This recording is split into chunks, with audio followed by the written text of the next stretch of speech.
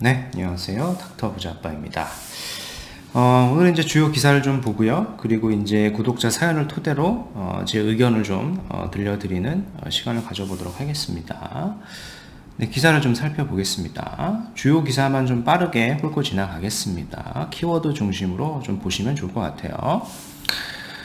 네, 추경호 경제부총리께서 이런 얘기를 했습니다. 부동산 시장이 하향 불가피하다. 그렇다 보니까 급냉 않도록 규제를 덜어낼 것이다. 우리가 이제 하향을 하고 있다라고 하는 부분은 다 알고 있을 겁니다. 지금 뭐 조정장이고 뭐 하락장이고 이렇게 생각하시는 분들이 대다수인데, 그러면 우리는 어떻게 해야 될 것이냐가 중요하잖아요. 근데 앞으로 뭐 이런 시그널들이 시장에 나오고 있다라는 겁니다. 즉 규제를 점진적으로 풀어줄 것 같다라는 거고요. 그럼 어떤 규제냐라고 하면은 시장의 흐름을 보면서 이런 대출에 대한 부분, 뭐 대표적인 거 뭐 15억 초과, 그리고 뭐 DSR 이런 것들이 있을 것 같고, 지역 조정이라고 하는 거는 투기과열지구는 조정지역으로, 조정지역은 비규제지역으로 풀어질 가능성이 크다라는 겁니다. 수도권을 포함해서. 그리고 좀 세금 관련된 부분들도 같이 종합적으로 대응하겠다라고 하는 겁니다. 즉 현재 시장 상황은 규제와 금리의 영향, 그리고 뭐 심리적인 영향으로 많이 얼어 있는데, 이런 부분들을 뭐 금리는 어떻게 할 수가 없잖아요. 그리고 내년까지 좀 지켜봐야 되는 부분이다 보니까 부동산 정책과 각종 규제들을 점진적으로 풀어가지고 연착륙할 수 있도록 하겠다 정도로 좀 이해를 하시면은 좋을 것 같습니다. 이제 한편 이제 강남 반포 아파트도 부시가 꺼졌다. 수분양자 입주 힘들어 포기까지 생각한다. 뭐 이런 기사를 보시고 이제 강남 반포도 하락하는구나라고 생각할 수도 있는데 실질적으로는 그렇지가 않아요. 기사를 좀 잘 보시면은 요 단지를 예로 든 겁니다. 더샵 반포 리버파크라는 단지인데, 또 기사가 좀 재밌어요. 이 A씨라고 하는 분이 40대인데 2년 전에 강남권 아파트를 분양받았다라고 합니다. 그 상급지로 옮겨가는데 성공했다라는 고향감이 컸는데, 뭐 A씨는 낡은 집을 팔아서 잔금을 납부하고 가족들과 깨끗한 집에서 살 계획이라고 했습니다. 근데 여기가 뭐 대출도 안 나오고, 그래서 A씨는 계약 해지를 고려하고 있다라고 하는 단지가 예로 든 게 이 단지입니다. 더샵 반포 리버파크인데, 재밌는 건 여기가 가족 구성원이 살 수 없는 구조의 방 사이즈입니다. 1.5룸밖에 안 되거든요. 그래서 제가 봤을 때는 이 기사가 가짜로 좀 만든 게 아닌가 이런 생각이 듭니다. 그래서 뭐 실제 거주하려고 그러면은 뭐 강남의 아파트를 분양받았다라기보다는 투자로 생각을 해가지고 계약을 했겠죠. 그냥 계약금만 가지고 들고 갈 수가 있으니까. 근데 이 단지를 좀 보면은 입지도 사실 반포라고 하기도 좀 어렵죠. 여기입니다. 위치가 여기고, 구조를 제가 말씀을 드렸죠. 거실이 하나 있고 방이 하나 있는데 거의 뭐 1인이나 2인 가구만 살 수 있지 가족 구성원이 살기에는 어려운 구조입니다. 그리고 당초에 원래 분양가도 굉장히 비쌌어요. 근데 뭐 15억 초과 대출 규제라던가 뭐 금리가 오르니까 전세가가 하락을 하고 전세 맞추기도 어렵고 잔금 대출도 안 나오니까 아예 계약을 포기할까 뭐 요런 일부 사람에 해당하는 걸 가지고 좀 기사화한 것 같고요. 근데 한편 또 다른 기사를 보면은요, 반포 같은 경우에는 핵심지가 요 위에 블럭이죠.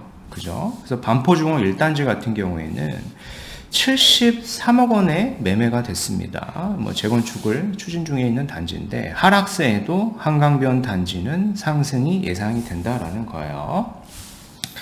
그래서 대출 규제와 금리 인상과 무관한 이런 현금 부자들의 하락세임에도 한강변 단지의 상승 가능성을 보고 신고가 매수를 이어나가고 있는 겁니다. 뭐 실질적으로 약간 좀 대형 평형이거나 그리고 한강변에 있는 이런 재건축 단지들 같은 경우에는 거래가 될 때 좀 신고가로 간혹 거래가 되는 경향이 아직도 있습니다. 기타 지역들은 많이 하락을 하고 있는 거에 반해서 상대적이죠. 네, 그 레미안 원베일리를 본다라고 하더라도 여기도 이제 한강변에 내년도 8월에 입주하는 단지인데 최근에 시세를 오히려 호가를 5억이나 올렸습니다. 그런 것처럼 이런 지역들은 시세를 하락보다는 계속 상승 그리고 호가까지 올리고 있다라는 겁니다. 좀 양극화되고 있는 거예요. 그렇죠? 이렇게 시장을 뭐 기사를 본다라고 하더라도 좀 바로 읽어가지고 단지를 한번 체크해 보시는 게 좋을 것 같습니다. 네, 오늘 구독자 사연 한번 같이 살펴보겠는데요. 30대 초반에 직장인 분께서 사연을 주셨습니다. 이분은 이제 무주택자로 회사 근처 원룸에서 월세 1천에 50만 원에 살고 있습니다. 월급은 250만 원 정도인데 뭐 생활비, 월세, 보험 등으로 쓰게 되면은 뭐 190만 원 정도를 쓴대요. 그래서 한 달 저축은 60만 원 정도가 뭐 한계라고 하셨습니다. 뭐 지금까지 모은 금액은 현금 1천만 원, 뭐 청약 통장에 600 정도가 있다. 지금 주택 가격이 계속 하락을 하고 있고 지금 시장을 그래서 지켜보면서 청약을 도전해 볼까 합니다. 자산의 목표는 5년 내에 10억이다 라고 하셨습니다. 그래서 이분의 재무 상태를 보고 목표를 제가 봤을 때는 뭐 이런 생각을 가지고 계속 하시면은 5년 내에 10억은 거의 불가능하다라고 봅니다. 그럼 어떤 식으로 해야 되는가 한번 같이 좀 구체적으로 얘기를 해볼게요. 요 내용이 조금 복잡해가지고 요 내용을 제가 한번 정리를 해봤습니다. 그러니까 이런 거예요. 30대 초반의 무주택자인데 월급이 250만 원입니다. 뭐 실수령액을 적으신 것 같고요. 여기 이제 월세를 1천에 50만 원에 살고 있는 거고요. 그 생활비를 한 100만 원 정도 쓰고 계세요. 뭐 자동차 할부, 학자금 대출, 뭐 부모님 용돈까지 이렇게 들으시고 있는 것 같고, 근데 재미난 게 보험에 무려 40만 원이나 내고 있어요. 보험을 보니까 종신보험 20만 원, 변액보험 20만 원입니다. 이 종신보험에 보면은 뭐 실비보험도 있고 뭐 암보험도 있고 사망보장도 있겠죠. 요게 이제 20만 원을 가입을 한 것 같고 뭐 변액보험을 심지어 20만 원까지 가입을 해놨어요. 그러니까 저축액이 이제 60만 원인 건데 본인 생각에는 보험을 저축으로 포함을 하고 있는데 보험은 저축이 아닙니다. 사실 지출이라고 생각을 하셔야 되는 거고 나는 60만 원만 저축을 하고 있는데 5년 내 10억 자산이 목표인 거예요. 그래서 제가 현실적으로 이렇게 재무 상태를 유지하면서 뭐 청약만 하면은 5년 내 10억이 아니라 뭐 5천, 1억도 사실 어려울 수도 있는 겁니다. 그래서 어떤 식의 방향성을 해야 되느냐라고 하면은 일단 뭐 제가 간략히 말씀을 드렸는데 여기 보험이 있죠. 보험 상품 같은 경우에는 이미 미혼이다 보니까 이렇게 과도하게 가입을 할 필요가 없습니다. 그리고 내가 자산도 지금 형성이 되어 있지 않다 보니까 요거를 과감히 해지하는 게 맞습니다. 뭐 해약을 한다라고 해서 내 돈을 다 못 돌려받는다고 하더라도 과감히 해지를 하시고요. 제가 이제 뭐 항상 방송에서 말씀을 드렸죠. 이런 실비보험이 한 1만 원이면 가입이 가능합니다. 온라인에서 요거 하나만 가입을 하셔도 되고 만약에 직장에서도 요게 이제 커버리지가 될 수도 있거든요. 이 실비보험이 아마 보장을 해주는 회사들도 있다 보니까 요거를 확인해 보시고 있다라고 하면은 굳이 실비보험을 또 중복으로 가입할 필요가 없습니다. 그죠? 그러니까 실비보험도 사실 만 원도 필요가 없는 거고 여튼 결론적으로 얘기해 보면은 이 보험을 좀 해지하게 되면은 내가 저축 금액이 60만 원이 아니라 실질적으로 이제 100만 원 이상으로 이제 올라가게 되는 겁니다. 그죠? 요 정도는 해줘야 돼요. 내가 이제 생활비로 뭐 부모님 용돈을 드리는 거는 뭐 어쩔 수 없겠죠. 학자금 대출도 갚아야 되는 거고, 뭐 자동차를 샀으면 이제 할부도 갚아야 되는 거다 보니까 다른 것들을 좀 줄여가지고 내가 좀 현금을 많이 저축을 해야 되는 겁니다. 그래서 첫 번째는 보험을 해지하고 저축을 해야 돼요. 저축액을 좀 많이 늘려야 된다라는 거고요. 그리고 두 번째는 이제 청약이라고 하셨는데요. 청약이 물론 좋긴 합니다. 근데 청약에 당첨이 돼가지고 5년 내 10억은 사실 불가능하다라고 좀 볼 수 있는 거예요. 물론 내가 뭐 서울의 핵심지에 뭐 강남권에 로또급의 청약이 됐다라고 하면은 가능할 수도 있는데 그건 말 그대로 이제 로또죠. 가능성이 너무 희박한 거니까 거기에 베팅하는 건 의미가 없는 거고 뭐 청약을 한다라고 하면 수도권 지역에서도 좀 외곽 지역일 텐데 외곽 지역들에 나오는 청약의 분양가 자체도요 사실 낮지 않습니다. 지금 많이 높고 문제는 뭐냐면은 지금 청약이 당첨이 된다라고 하더라도 입주는 3년 뒤고요. 그리고 내가 이걸 비과세를 받으려고 한다라고 하면 다시 2년이 걸리는 거예요. 그러니까 5년 이상 걸리는 거죠. 근데 수도권 외곽지에 이미 분양가도 비싼 지역들을 내가 청약이 돼가지고 5년 뒤에 엑시스를 했는데 10억을 벌 수 있다라고 하는 거는 불가능한 거예요. 내가 청약이 또 당첨이 되면은 계약금을 내고 중도금 대출을 받는다라고 하면은 다른 주택을 또 매수할 수도 없습니다. 그러니까 청약을 그냥 당첨되면 쭉 들고 가야 되는 거고 다른 자산을 내가 취득을 할 수도 없는 거예요. 그래서 내가 5년 내 10억이 목표라고 하면은 요 방향성도 맞지가 않는 거고, 그래서 어떤 식으로 해야 되냐면은 최근에 시장을 보면은 급매도 아니고요, 거의 급급매 수준의 매물들이 나오는데 이 가격들을 보면은 거의 신축의 아파트입니다. 신축의 아파트인데 청약에 나오는 분양가보다도 싸요, 급급매가. 그러니까 요거를 잡는 게 훨씬 좋은 거고요. 그리고 수도권 외곽 지역에 보면은 이런 분양권인데 분양권의 피 자체도 안 붙어 있거나 심지어 마이너스 피도 있다. 그래서 이런 지역들을 좀 눈여겨 보셨다가 매수 타이밍을 잡는 게 더 좋을 것 같고요.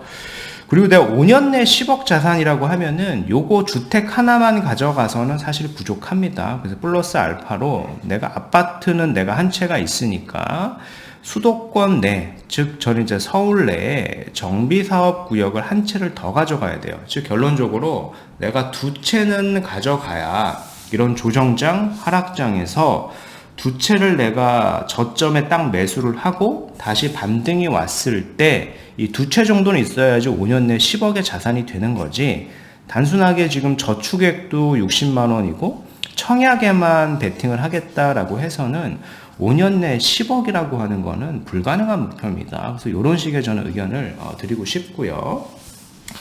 뭐 최근에 보면 아파트 전셋값이 떨어진다라고 하는데 빌라는 또 상승세에 있어요. 가격 저렴한 빌라로 좀 수요가 몰리고 있는 거겠죠. 뭐 금리가 오르고 거주 비용이 오르니까 빌라로 좀 수요가 몰리고 있습니다. 그래서 관심을, 무주택자라고 하면 관심이 많이 없으실 텐데 이런 기사가 최근에 발표가 됐죠. 서울시에서 모아타운 2차로 26곳을 선정을 했습니다. 그래서 총 64곳을 본격 추진한다라고 해요. 22년 하반기 모아타운 대상지 선정 결과입니다. 요런 지역들을 좀 눈여겨 보시는 게 좋아요. 보면은 뭐 원효로이고 뭐 자양동이고 이래서 내가 자금이 부족해서 불가능할 거다라고 생각을 하겠지만은 지역을 잘 찾아보시면은 적은 자본으로도 몇 천만 원으로도 충분히 살 수 있는 지역들이 있습니다.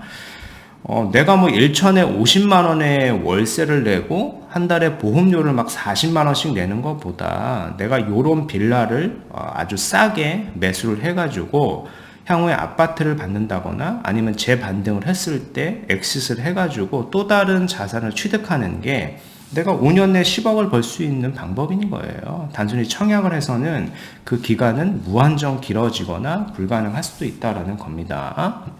네.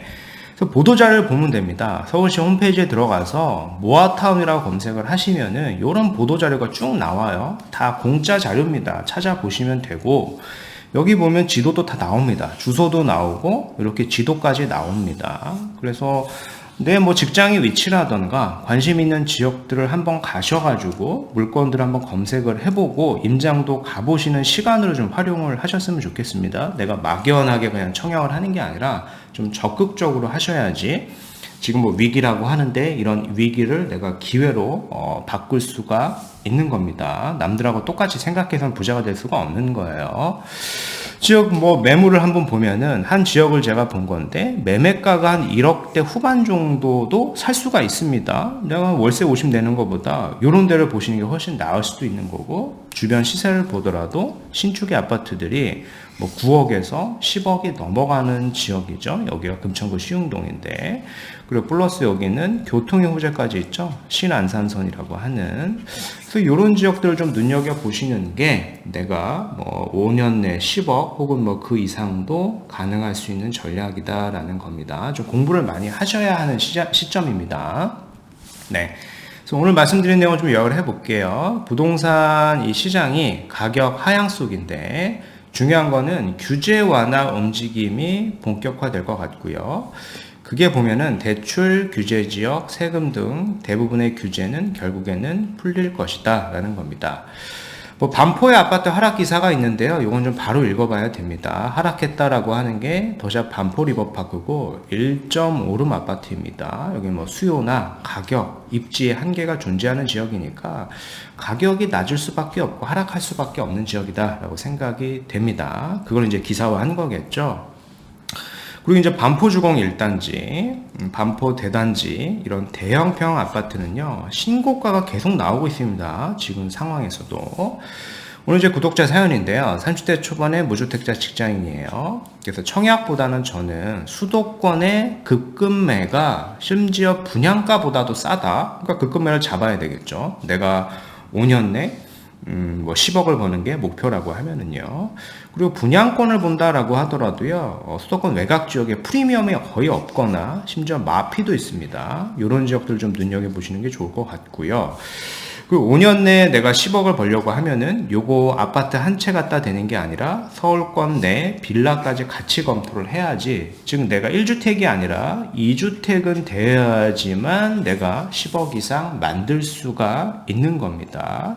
이런 식의 어떤 의사결정을 해 보시는 게 자산을 빨리 모으는 방법이다 라고 말씀드리고 싶습니다.